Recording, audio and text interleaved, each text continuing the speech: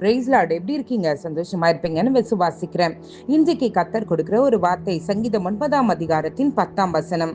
எனக்கு அந்த வசனம் மிகவும் பிடித்திருந்தது. அந்த வசனத்தை நம்ம வாசிக்கலாமா? கர்த்தாவே, உம்மை தேடுகிறவர்களை நீர் கைவிடுகிறதில்லை. ஆதலால் உமது நாமத்தை அறிந்தவர்கள் உம்மை நம்பி இருப்பார்கள். அப்படின்னா என்ன?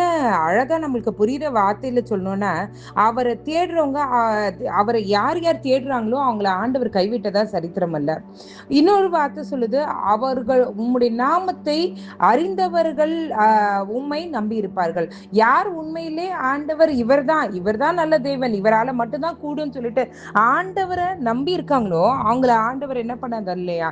கைவிட்டது இல்லையா? அவங்கள ஆண்டவரை அறிந்தவர்கள் எப்பொழுதுமே எந்த நேரத்திலையும் ஆண்டவரை விட்டு செகண்ட் சாய்ஸ்க்கே போக மாட்டாங்க. அவரால மட்டும்தான் முடியும் என்பதுல அவர்கள் உறுதியா இருப்பாங்க.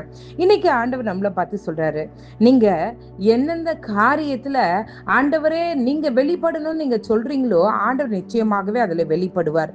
அது மட்டும் இல்ல, நீங்க அவருடைய நாமத்தை ஒரு முறை ருசி பார்த்துட்டீங்கன்னா அந்த நாமத்தை நீங்க விடவே மாட்டீங்க. வேற எங்கேயுமே நம்மளுடைய டேக் டைவர்ஷன் மாதிரி நம்மளுடைய மைண்ட் போகவே போகாதீங்க. வசனம் அதுதான் சொல்லுகிறது, உமது நாமத்தை அறிந்தவர்கள் உம்மை நம்பி இருப்பார்கள்.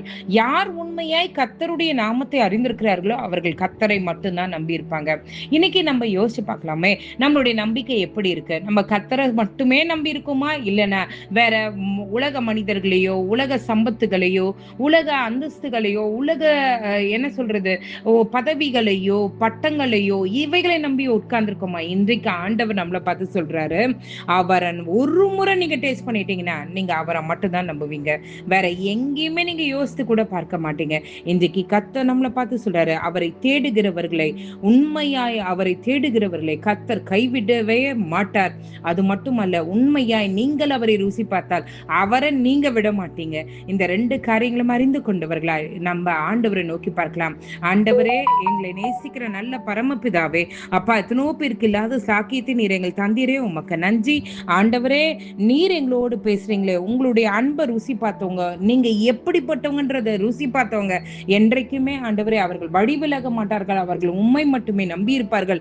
ஆண்டவரே, அது மட்டுமல்ல, உண்மை தேடி வந்தவர்களை நீங்க கைவிட்டவே மாட்டீங்கன்றத நாங்க பேசியிருக்கீங்களே, அதற்காக உமக்கு நன்றி. எங்களுக்கு உணர்த்துறீங்களே, அதுக்காக உமக்கு நன்றி. அப்பா, நாங்கள் உலகத்தின் மாயைகளிலே சிக்குண்ட ஆண்டவரே அதற்கு முதலிடம் கொடுத்திருப்போமானால் தயவாய் மன்னிங்க. உண்மையிலேயே எங்களுடைய நம்பிக்கையை வைக்க, உண்மையாய் உம்மை ருசி பார்க்க, உண்மையாய் உம்மை தேட நீர் எங்களுக்கு உதவி செய்யுங்க ஆண்டவரே. அப்பா, நாங்க உண்மையா இருந்தா தானப்பா நீங்களும் எங்களிடத்துல ஆண்டவரே நீங்கள் காட்டுகிற அன்பை எங்களால உணர்ந்து கொள்ள முடியும். ஆண்டவரே, நாங்கள் உண்மையற்றவர்களா இருந்து ஆண்டவரே எல்லாரையும் குறை சொல்கிறது போல உண்மையும் குறை சொல்லி கொண்டே நாங்கள் வாழ்ந்து கொண்டிருக்கோம். எங்களை தயவாய் மன்னிங்க.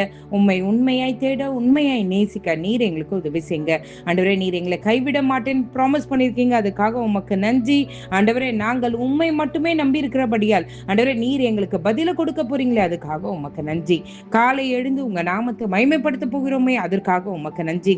இந்த இரவுல ஆண்டவரே யார் யார் ஆண்டவரே உம்மை நோக்கி ஆண்டவரே என்னென்ன தேவைகளுக்காய், நாளைக்கு நடக்க போகிற இன்டர்வியூக்காய், நாளைக்கு நடக்க போகிற வைபவங்களுக்காய் யார் யார் உம்மை நோக்கி ஜெபித்து கொண்டிருக்காங்களோ, நாளைக்கு நடக்க போகிற பிரேயர்ல ஆண்டவரே எனக்கு தெரியல, ஒரு ஊழியக்காரரை பார்க்கிறேன், நாளைக்கு நடக்க போகிற பிரேயர்ல என்ன மெசேஜ் கொடுக்கணும்னு சொல்லி ஜெபித்து கொண்டிருந்தீங்களே, கர்த்தர் கொடுக்கிற வார்த்தை தைரியமாய் பிரசங்கம் பண்ணுங்கள். அநேகரை கர்த்தரிடமாய் உங்களால திருப்ப முடியும், திரும்ப செய்வார், உங்கள் மூலமாய் திரும்ப செய்வார் என்று கர்த்தர் உங்களுக்கு வாக்கு கொடுக்கிறார். அப்பா, நீர் எங்களுடைய ஜபங்களுக்கு நீங்க பதில கொடுக்குறீங்களே, அதுக்காக உமக்கு நன்றி. காலை எழுந்து உங்க நாமத்தை மகிமைப்படுத்த கிருபை செய்யுங்க. இயேசுவின் மூலம் ஜபம் கேளும் நல்ல பரமபிதாவே. ஆமேன், ஆமேன், ஆமேன். God bless you.